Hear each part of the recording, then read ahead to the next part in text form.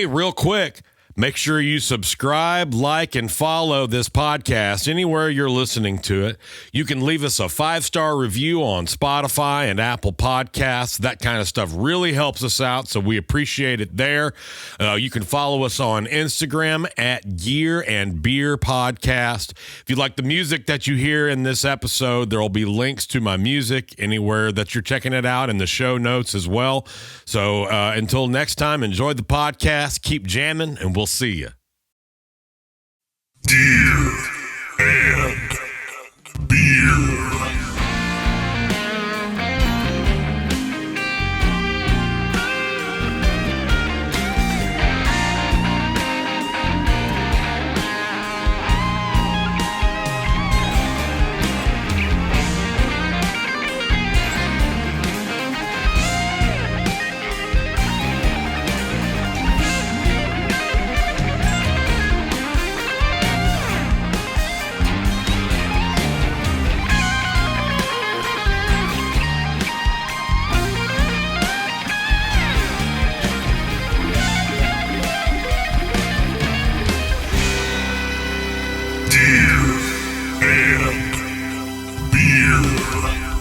Welcome back to Gear and Beer Eddie Boost Drive Edition. Welcome, Eddie Boost Drive. We got the camera set up on the pedal. We're going to walk you through some of the... So my man here has gone through the trouble of putting together a pamphlet of different settings for different vibes.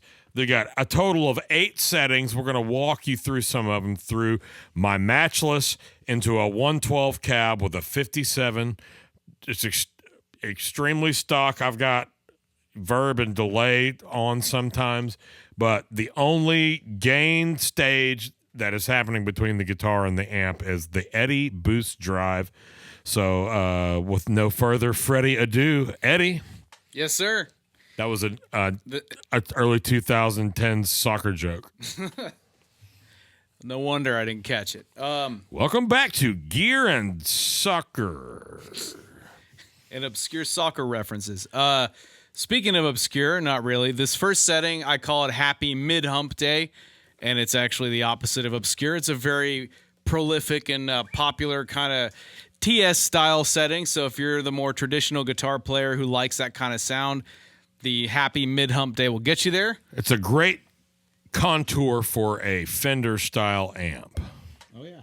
Which is not what we're doing here, but it's still cool. Let's go bridge pickup.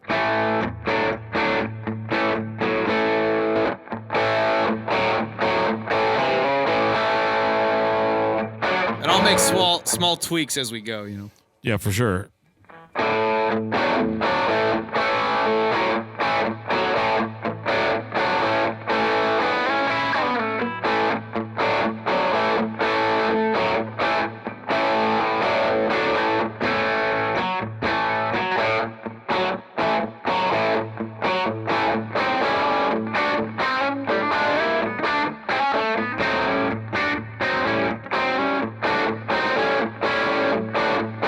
So you hear that low end getting cut, you know, which, like you mentioned before, you know, it's going to sit really well with that. It cuts.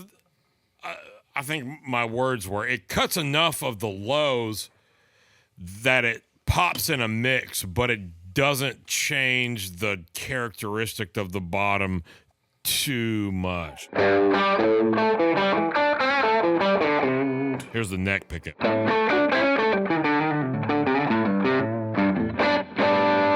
Let's hear it clean.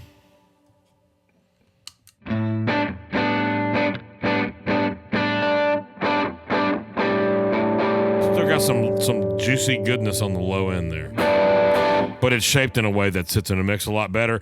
And especially for a Fender amp, which has got a lot of the ice picky kind of highs and the generally very scooped sound, it's filling in those mids exactly where you want it to get that sweetness. Oh, yeah. But it still works on a British style amp as well.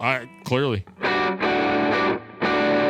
That's a neck pickup, bro. Yeah. That's punchy and bitey. Yeah. Hey, Eddie, do me a favor and Can you talk into the side of the mic? The side. Oh yeah, Yeah, sure. there you go. That's where the capsule is at. There we go. There you Oh go. wow, immediate improvement. How did I not see this before? Because there's a pop filter on it, and you can't see the Exactly. And we're bad engineers and hosts, and we didn't say, "Hey, why don't you do this?" This is not the worst mistake Nor I've made I haven't tonight. even heard action yet. Like, are we rolling right now? Action Bronson will be here shortly. All right, so we got Action Bronson. this is the TS9. Yeah. So like, Essentially play some like emulating. single note stuff too. You know.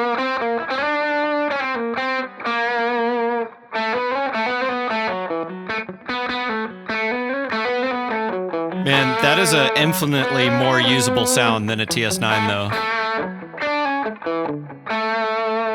Yeah, I think so too. Especially since it was kind of my sort of a self-imposed challenge to find things about a TS style circuit that I like, because I was never much I like of the a, smoothness of a TS style. Exactly. It's like Yeah. that creamy smoothness is definitely Yo, I a do have thing. a creamy thing though. That's right. Yeah. And so I wanted to keep that. I wanted to keep the characteristics I liked. Great sustain too. Yeah. Yeah, it's that compression and that like that nice creamy mid range, and you can dial the lows and highs so that you're not just dealing with a permanent cut. You know?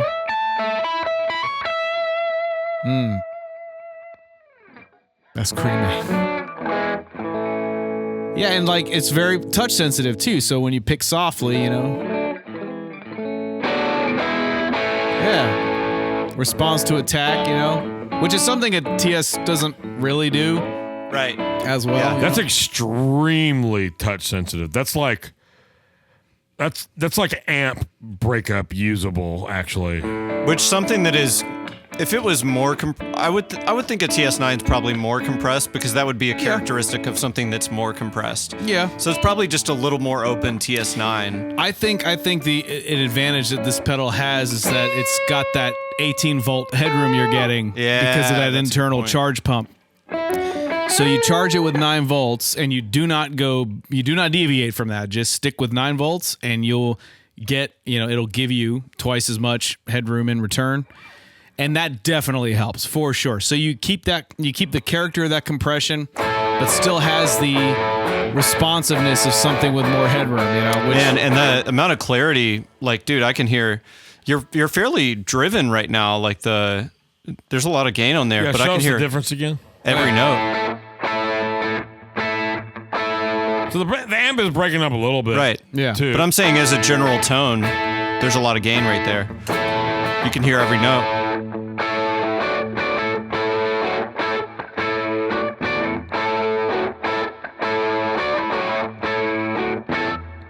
and you can hear how that would sit in a mix. You can just kind of tell, like that's gonna fit right in the pocket, Hey, do me a favor.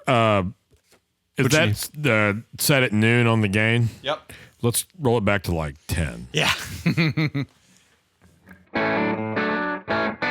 I mean, I would typically run it about 10 and then run my volume back for the sake of what we're I mean, doing. I'll adjust Yeah. for our ears. I'm gonna adjust your gain here. I think that's a more reasonable level of breakup. Yeah. Especially with a humbucker guitar. These are extremely low output. 6.1, 6.8. No way. Yeah. Wow. They're, emulating to the best of their ability. Now, these pickups are, at this point, probably 14 or 15 years old. At least 14 years old. And they were built back then to emulate a 58 and 59 PAF. They're not wax potted, so they're even brighter and more like microphonic. shinier. Yeah. Yeah. Definitely microphonic. Great for sustain, for sure. All right, so what's next? Okay, yeah. The next All my stuff working? I'm trying to make sure, man. Well, it's a tall task. Yeah, indeed. The next one I call the Goose is Loose. Now this one we're going to be switching to the from the silicon clipping Hey, Lyndon, turn that amp back up now that we've changed it. Okay. Yeah, so this is a setting that I mean, I fixed your input gain. Do you want me to turn the amp itself back up? Yeah, because this is the one that he means to be paired with the high gain.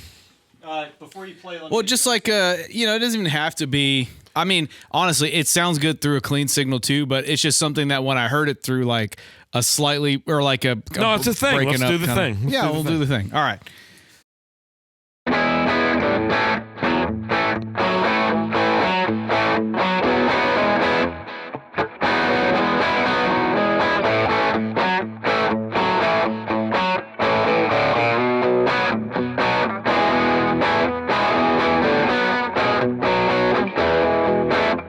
So it's just a great like rock rhythm kind of tone. Totally.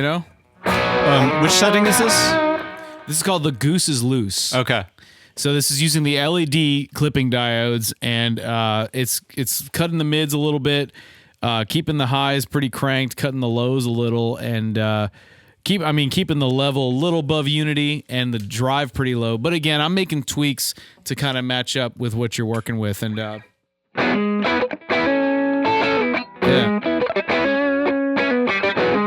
Bringing a little more low end back in.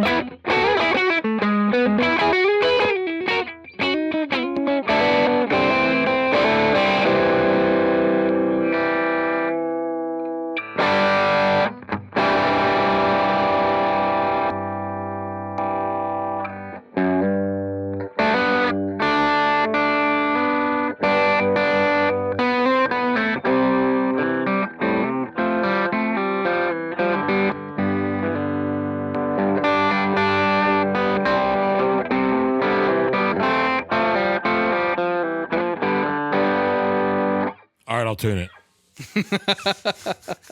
Finally. I was waiting for you to come to that realization on your own. Just kidding. No one listening. Just kidding. Wouldn't blame you.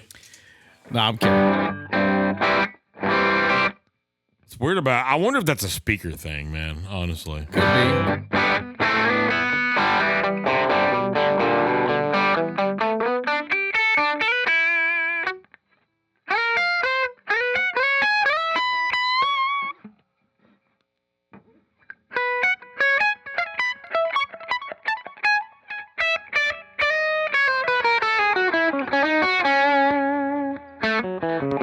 Still the goose. Still the Goose. Yeah, I might as well move on. We got 6 more to go. So Yeah, let's hear some new stuff. the next one I call the Butta Drive. This one I tend to gravitate towards Let's adjust the input gain. Is there another high input gain one? Yeah, actually. Let's do that one see. first. Let's see. I mean, the Butta Drive could be, but yeah, there's Maximum Overdrive. That's a good one. Let's go to that I one. want to hear that. All right.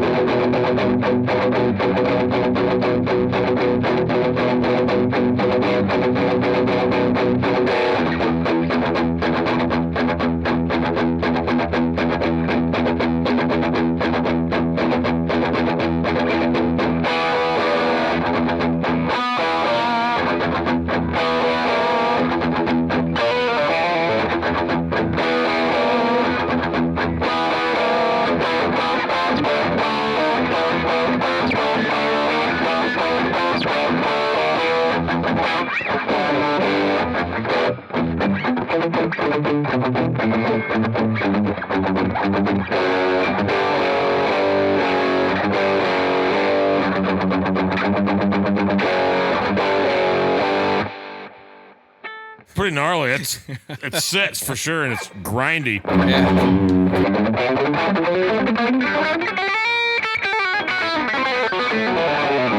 Like that sounds like a high gain amp.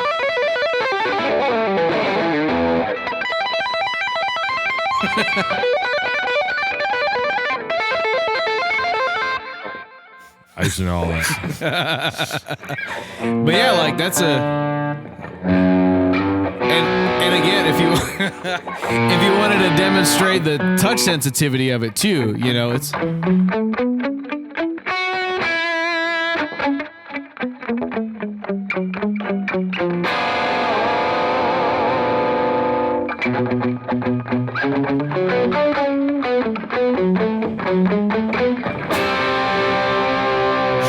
I feel like Rob is just a kid who's grabbed a toy in the middle of Walmart right now, and we're just gonna have to take it away from him. Hey, I'm having just as much fun listening. I am too. What I'm saying is, you're gonna have to move on, or he's gonna keep doing this. I mean, that's that neck pickup. Yeah, sounds- really. It's so clear, man. It sounds great. This actually might be my favorite setting so far for this guitar.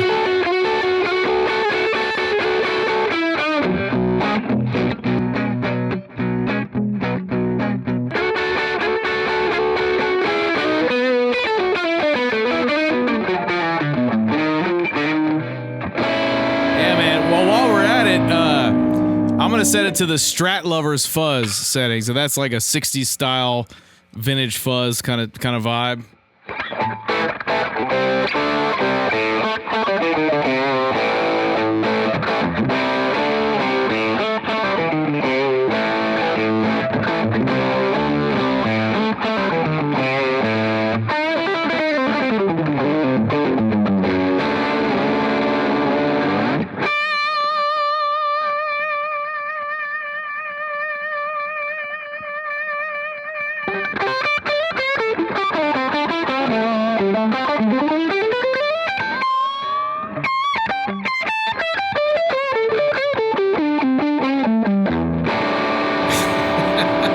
It's got just the right amount of spit, you know what I mean? Like, or sputter.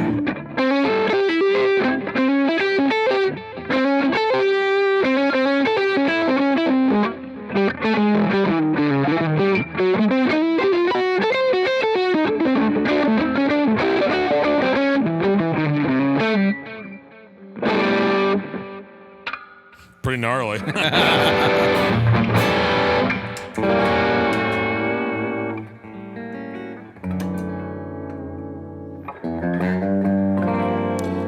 So I'm gonna move on to actually lower gain stage on the amp. You well, think? let's do so I'll do on let's focus on the boost. So I have two settings that are just the boost, Do you want me to adjust over here? and Eddie. no, I don't think so. Just leave the amp where it's at. Yeah, Okay. leave the amp words. That's fine. Yeah. This one I just call it EQ facelift, and that's literally what it does.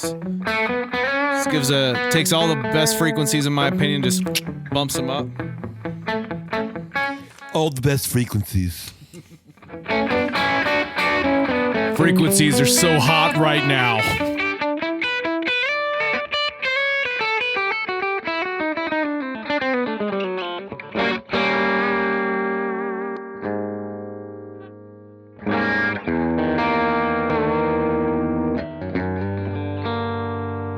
Oh, that's that Tim Miller setting right there.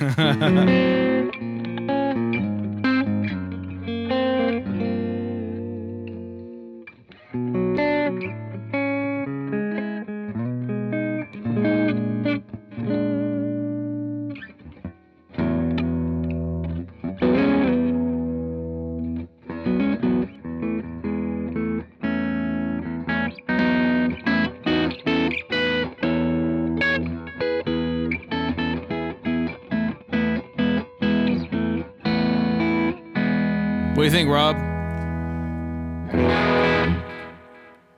It's like it's got a clarity to it for the amount of drive, but it does the clarity. It's, you know how sometimes overdrive pedals have like a lot of the dry signal poking through. I don't hear that, but you don't lose the clarity that you get in a pedal that functions that way. But you don't hear that fundamental like piercing through, and like the gain being a slap, almost like a slap effect. You know what I mean? Yeah. And like this is the neck.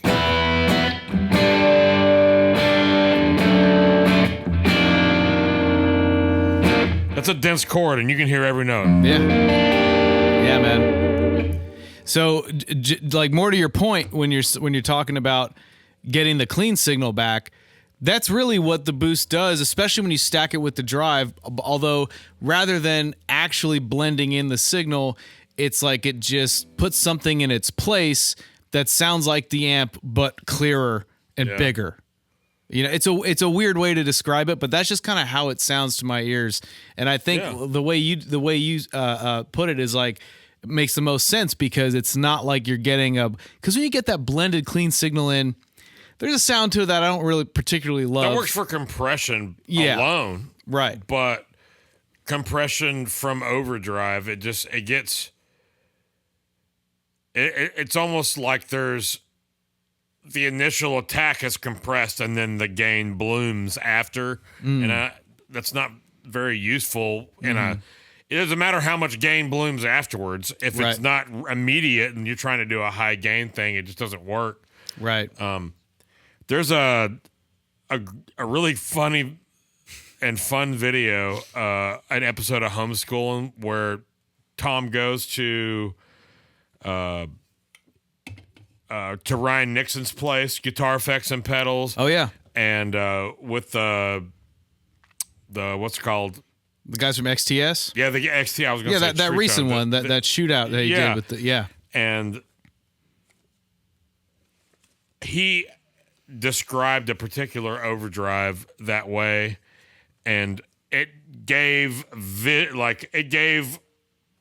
description to a sound that I couldn't describe before. Yeah. It's like, it's that clean thing shining through, and it's just like a real like kind of a thing. It's like attack. It's almost like a transient analyzer and crusher. Does have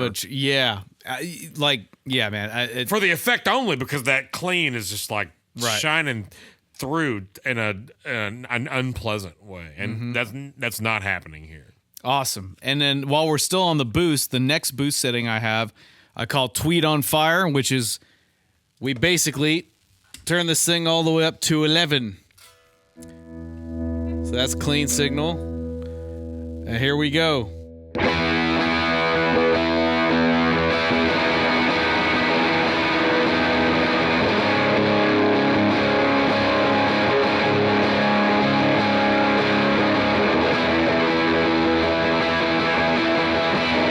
Somehow that works.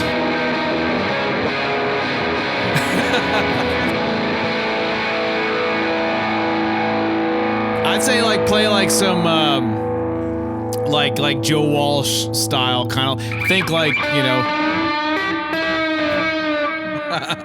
Oh yeah, it will do that.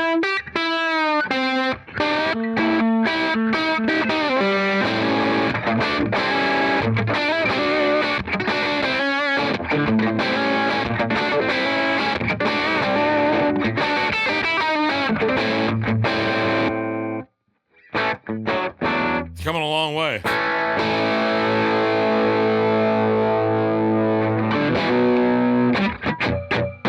That's just boost right now? Just boost. Just cranked boost. That's awesome.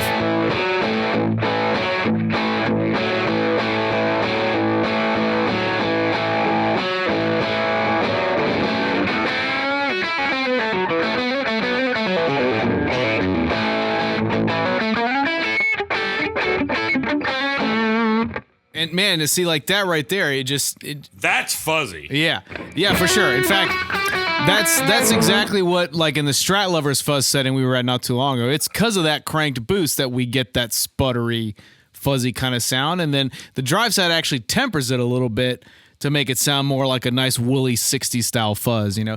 But what I love about that boost is how it's like no matter where you put it, you can get a usable sound. It's got sweet spots all across that single control. You know, I find that to be true so far. Deer and beer.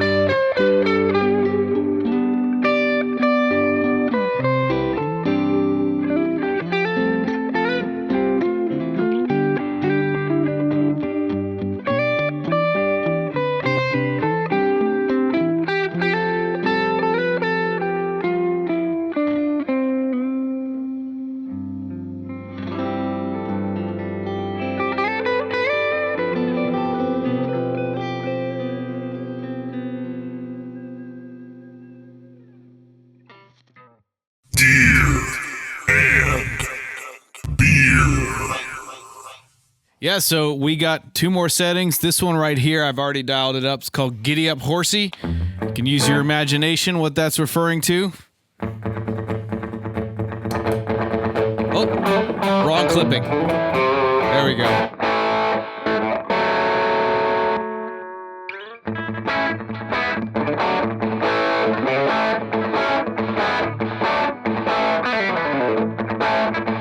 Damn, son.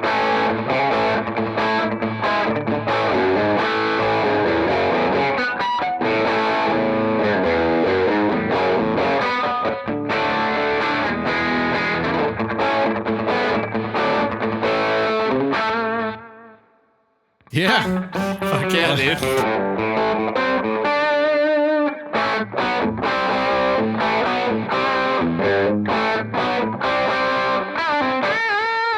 There you go. That's a good sound, man. Yeah. Give me a little more top end. Yeah.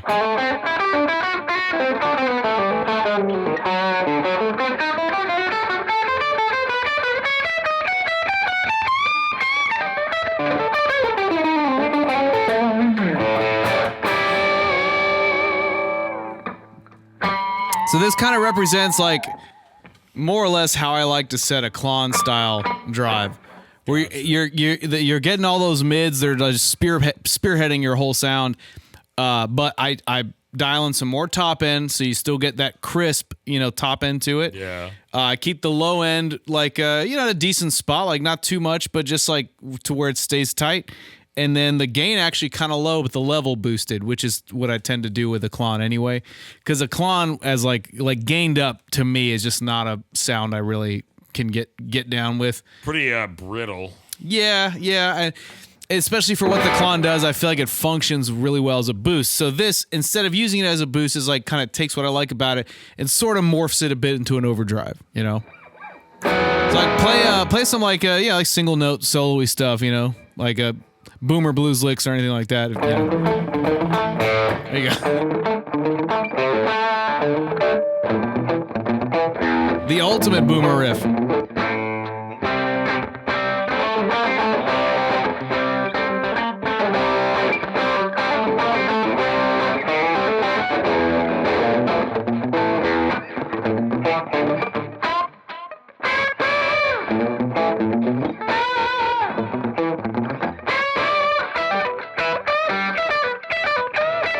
I don't know how that goes.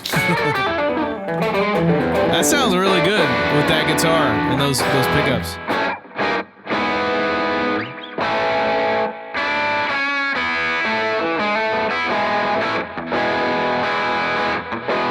It kind of makes it sounds a little stratty on the top end. It does. Single coily. Yeah. That's why I like having that 3-band EQ, because especially on the top end part, like you can just dime it and it won't get too harsh no matter brittle, what. yeah. Exactly. And it doesn't brittle out. It still sounds big, but it's got that crispy, top to it that like Yo, crispy fish. So what was extra the crispy. did you what is his name? Is it Tom? Tom Haddad. Did you Tom and- Ghilardi, the owner of the That's Dallas right. Stars. Tom Brady. Did you guys talk about like when you're doing the high boost, like specifically what frequency No, you would be boosting, or if it's sweeping a little bit? because I'm sorry, I have to interrupt you, but sorry. doesn't this beer kind of taste like an Arnold Palmer to you guys? I don't have the you know palate to It say. kind of tastes like lemonade and sweet tea, it's like but IPA. because like you really I've been feel thinking the that for a body of the IPA, like especially in the finish. But yeah, like kind of it's got a start to it. It's that's lemony little- on the top. Yeah, and yeah. I've just been thinking of that. I for could a feel. solid I 45 could minutes. see that. We're describing our beer like we describe our guitar tone. That crisp. In depth and accurately as fuck. Exactly. So, Bipedals. but yeah, I mean, as far as specific frequencies, no, I mean, I'm such a layman. I said to Tom, I'm like, I want to just it to be as tweakable as far as the EQ as possible. Yeah. But I only care about the good frequencies, and I expect you to know exactly what I'm talking about. And sure enough, I mean, we were on the same wavelength there. No pun intended. And it turned out that way. When we came down to this iteration, I was like, man, like I can get all the top end I want. I can cut all the top Right. end I want. I can get all the lows I want. I can get all the mids I want. Now, I mean by me specifically, because this is kind of a tone vanity project. This is what I like in a pedal, but I know that I share similar values to a ton of guitar players out there, especially out in Nashville, So I think they could all kind of relate with me to some degree on the usefulness of all the different facets of this thing. Yeah, I think aside from the utilitarian aspect of it and sort of the variety of tones that you can get, I think it's more impressive to me because there's lots of pedals that have variety. I think the thing that's more impressive to me is, for one, the quality of the boost side, and Big time, yeah. and then two, the not necessarily the the variety of tones, but the fact that no matter what setting that you're in, they're useful. Right. You know what I mean? Right, yeah. It's not just about variety. It's more about like, because if we're talking variety, a wider sweep in a high knob might have technically more variety, but like this is all the shit that sounds good. Right, Like right. you're taking out the parts that nobody's ever going to use. And Yeah, exactly. You're right. That was another thing too, is I just wanted to do away with the certain frequencies that for guitar players are largely unnecessary. yeah. You know, and man, just from us talking and just listening peripherally to Rob playing, I mean, listen to that. Yeah. You got the volume turned down too, right? Yeah, see, I love, that's another thing too, is I wanted it to where however you set it, it cleans up nice with your volume control and it responds to your attack, you know? Like that sounds clean, you know? Especially in a mix it would sound clean. And there you go.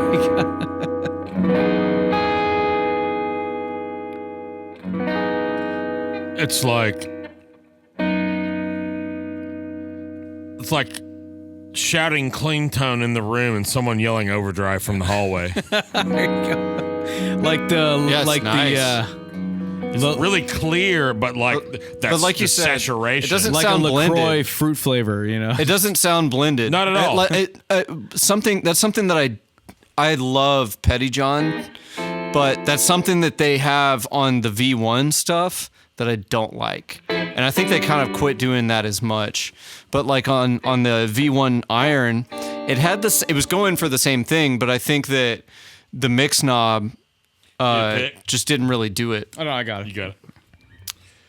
What's that final setting, Diddy? So this final setting is actually my most common setting personally. It's called But Drive, and it's on the silicon. Anything but a drive? Anything but a drive is exactly what it is. God bless. If it wasn't your own house, I'd tell you to leave. What am I going to follow that As up Holland with? would say, I hate it here. So this one is it's less mid-rangey, but it still has mids, but there's a shift in the frequency a bit, and it's cut a bit of it. And I turned the tight switch on, so we've cut actually a decent amount of lows. Here, this is totally dry.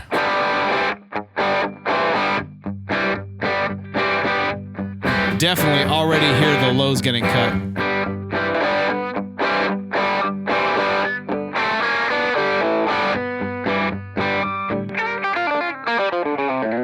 Which again, in the interest of mix and like, I especially love how this sounds in an in-ear mix when you're playing live.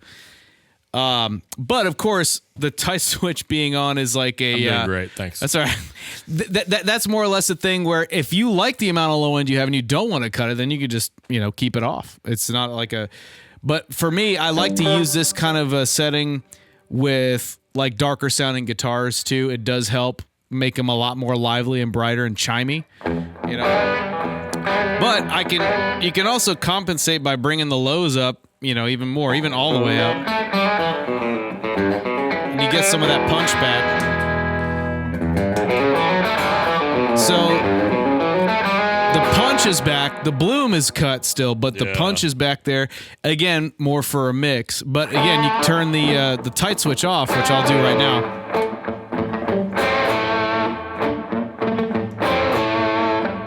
We got those lows back, Oh, Jesus. Hey, do me a favor and unplug that real quick. We're leaving that. We're leaving you this. serious? We're this is going to be the clip for the episode. We're clipping it. You need me to wake my wife up to come help? I need all the help I can get right now, man. This What is why HOAs exist. was that? God.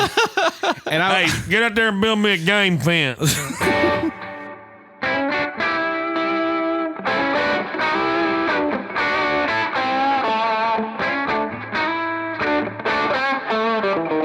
now I'm gonna turn the boost on just to show how the boost can bring that sort of transparency back.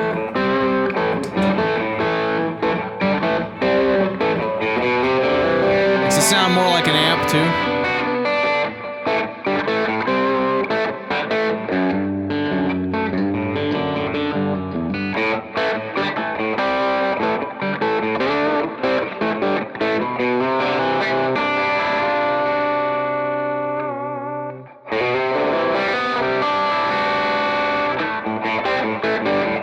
sounds a little more TS90 to me than some of the other settings on that, but in a way that still has quite a bit of clarity to it. Yeah, see, It's a little bit muddier maybe than some of the other ones. Yeah, well, see, the mid range to it, the TS9, it's more focused, which again, like that's, I guess I should clarify too, like that setting I use almost all the time when I'm playing live. That's whether I'm playing a Les Paul or a Tele or a Strat. It just seems to have a nice wide appeal to whatever guitar I'm playing. And How many of these pedals do you have on your board? So I have one on at least half my boards, but Do you have two on any one board? No, but that could be. I mean, I totally could do that where I would have It's like extremely versatile. You could easily do right, yeah, like having two H9s, But like, yeah, and what I would for a do, way better footprint. yeah. What I would do is I'd have like one with the drive on the silicon side set like that Klon setting we had earlier. Yeah. Then I can have the boost set to like that light facelift in the EQ. Then the other one can be LED side, kind of like a nice like broken up amp, lower gain, like a blues breaker kind of more or less kind of sound. And then I can have the boost on that one all the way up. So it would just be a whole bunch of a smorgasbord of different sounds that the pedal can do. Well, I think we've demonstrated more than a few amazing sounds out of this pedal so far. So this is the Blackout edition, right? Yeah. And that one is pretty much done. Yeah, it's a limited run. I mean, we still have. We still have plenty of pre-orders open as of right now For the Blackout? For the Blackout, Okay. yeah. It's going to be 150. We're more than a third of the way sold with them at this point in time. So there's still time to get some. The Blackout edition was kind of a fun version that I wanted to make available to my personal network and to my, fans, if you want to call them that. And I do. Okay, because anyway, I don't take myself seriously enough to even consider anyone fans. But Yeah, your mother and I were discussing. she's a big fan of you. Now, she's your biggest fan. But yeah, I mean, I wanted something that's, like kind of that my friends can be kind of part of it on the ground level. And but then after that, we're going to be making the standard edition, which is the green one with the orange and purple. There will be mod. pictures of that one included here. That's the one that I used during the jams and stuff today. So Yeah, that's going to be like the mass-produced version, but we're going to be making other limited runs. Like I was mentioning earlier, doing like a Fiesta red one or like a metallic gold one would be cool. I got a glow-in-the-dark one that's... Oh, yeah, I saw that. That one's going to be sick.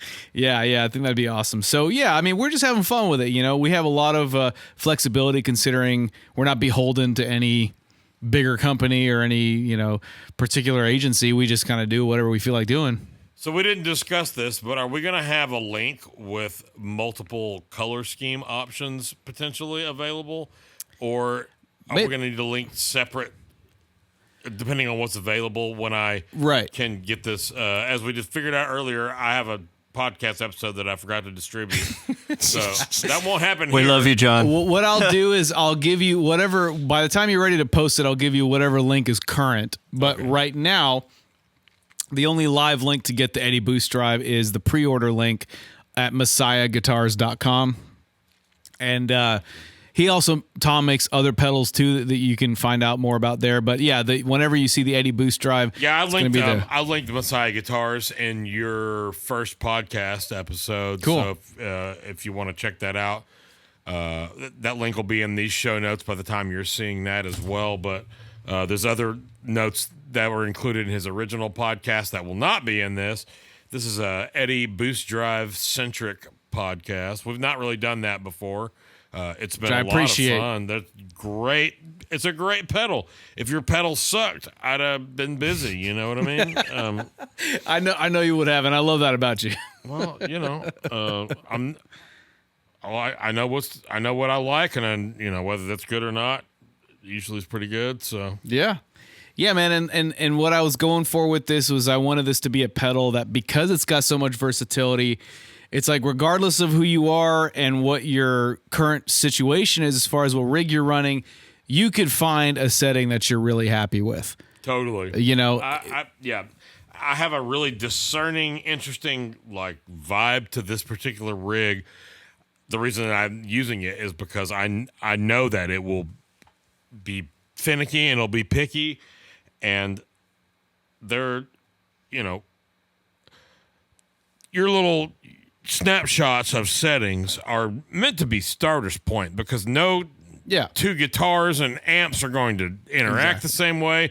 Put a pedal in between them and you just increase the options. So it's a starting point. So don't, you know, get the pedal, set it there and be like, that sounds the same, and then freak out because that's not how pedals work, first of all. Exactly. But like, anytime you look up settings for a piece of gear, like there's just almost no way without precision equipment to accurately be able to decide whether or not it is the same. Right. Because even specifically, let's take the Matchless, for instance. The Matchless is one of the most consistent build of amplifiers that I have ever experienced. And I played a lot of amps in my decades of life.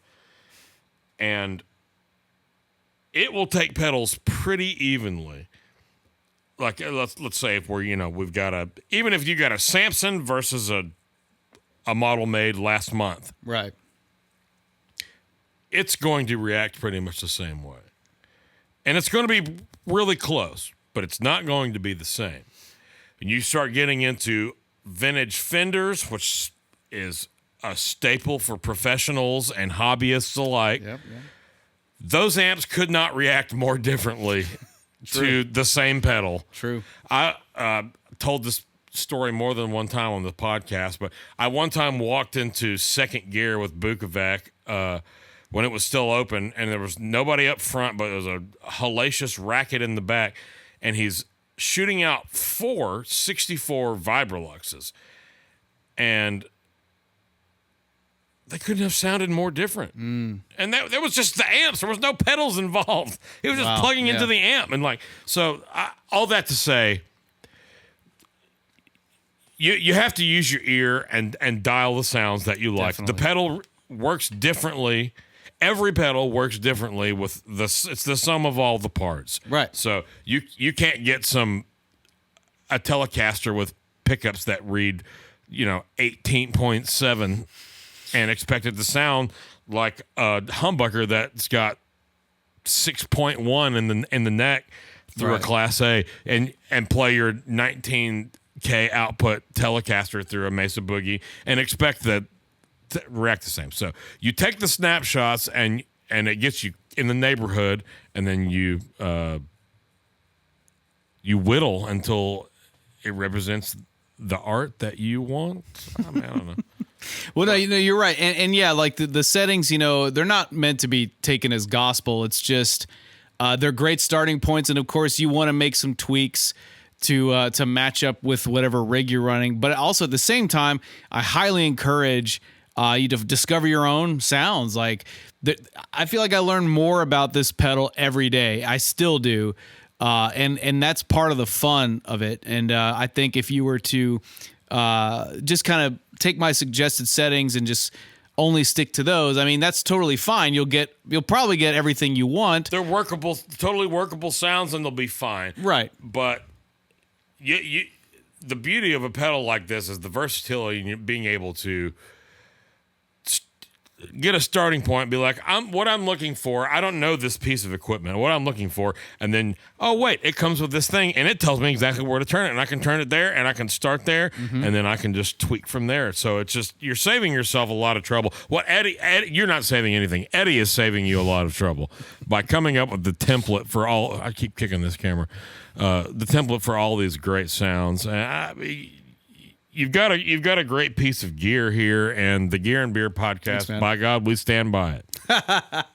Man, I can't tell you how much I appreciate that. And I know you guys are honest, and your feedback, it means a lot to me because I respect y'all's ears and y'all's opinions, and, you guys do not use any equipment that sucks. So that's fair. Nor should any person. Right, exactly. So having my pedal thrown into the mix and it actually hanging is huge for me. So well, it's going to live on my board for sure. Awesome. Love hearing that. Maybe not that exact one because that's yours, but the one that I will eventually have will be there. The one with your name on it.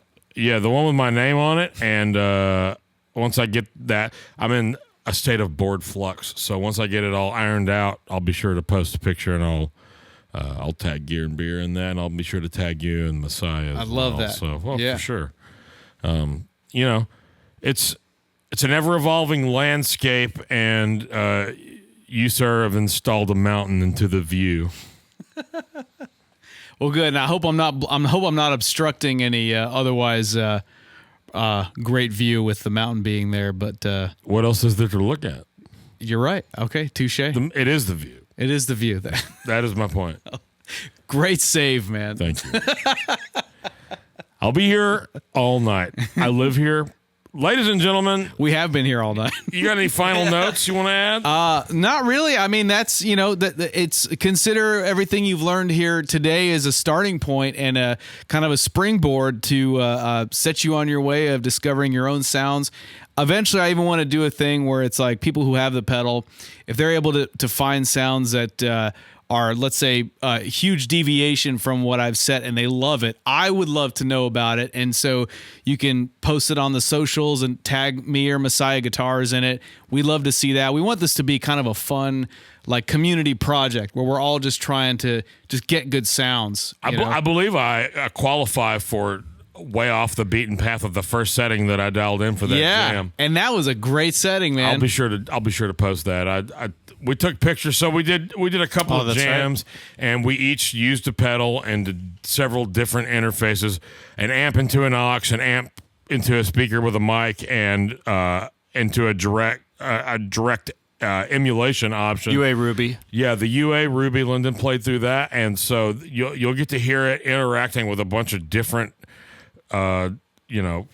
fronts of different kinds of preamps, and essentially all the lay of the land on the modern day guitar landscape of what people are using, which is the tried and true, which is what I did with the amp with a 57, just a 57. Mm-hmm. That's a Craigslist $40 to $60 purchase. Anybody can own one. We're not doing anything special there. You're playing into the Woolly Coats extra spanky into an aux box, and Lyndon had the Ruby, and I thought it interacted great with all three of those pre's. Yep. So we'll link I'll link all the gear, and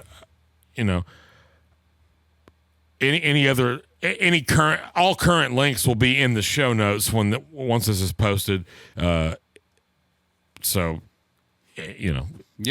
buy a couple, send one to your mom. That's right. Yeah. Buy one and send it to Eddie. Hey man, I'll take them all. I got 6 boards, so I got more space to fill with it. Buy one for Lyndon and send it to him as a wedding gift. Yeah, there you go. That's right. He's still fresh off of that, man. He's been recently married. We gotta put it on your forgetting to wear my wedding ring. Well, nobody said you were any good at it. But hey, if your registry is still live, be sure to link my. We'll put my registry in the show notes. My pedal will be going up on the registry. We're gonna auction off Lyndon's beard clippings too, so be sure to stay tuned for that. Ladies and gentlemen, this has been Gear and Beer Eddie Boost Drive Edition. As I recently mentioned, all links will be active and available in the show notes.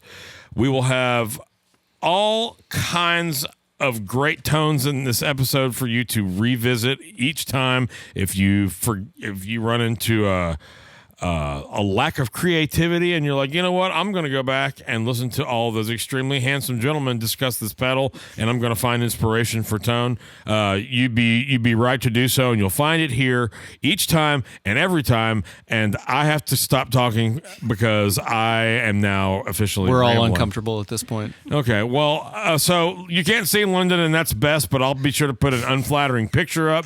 Twisted and tweaking as always. Eddie Haddad, Eddie Boost Drive himself. tags and links for all of his socials and all of our socials and all of our GoFundMe's and our bank accounts for you to transfer from your bank account. So we'll see you guys next time, and make sure follow, subscribe, listen, tell your friends. Okay, bye.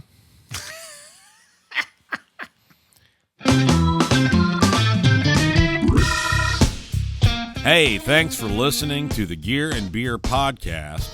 We would ask that you please be sure to tell your friends about the podcast. And if you haven't already, subscribe and follow our Instagram and YouTube channels, as well as liking and commenting on our posts. Are there guests you want to see on the podcast? Topics you want us to talk about, or pieces of gear? Let us know. All these kinds of things feed the algorithms in a positive way and help us gain more traction, whereby enabling us to continue to bring you ever-improving content and guests. Thanks again, Gearheads. We truly appreciate your support, and we'll see you back here soon for another episode of Gear and Beer.